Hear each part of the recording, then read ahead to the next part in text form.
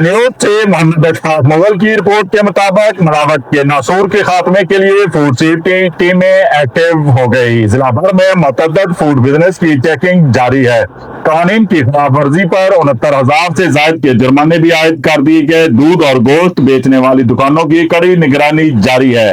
दूध की नाकस क्वालिटी की वजह से जुर्माने आयद किए जा रहे हैं। 15 लीटर से ज्यादा मिलावटी दूध भी तलब कर दिया गया। मीट शाफ्ट पर भी सफाई के नाकस इंतजाम पाए गए। वर्कर्स के मेडिकल स्क्रीनिंग सर्टिफिकेट भी अदमे मौजूद पाए गए। फ्रीजर से 4 किलो बासी गोश्त बरामद करके तलब कर दिया गया। मीट शाफ्ट को भी भारी जुर्माने आयद कर दिए गए। अवामन्नास से अपील है कि बाहर के खाने की बजाय घर के बने खानों को तरजीह दें।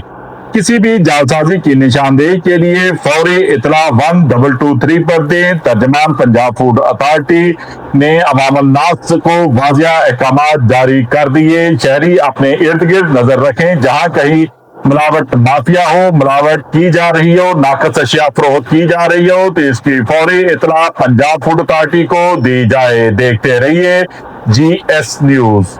इस वीडियो को लाइक करें, हमारे चैनल को सब्सक्राइब कर बेल आइकन जरूर प्रेस करें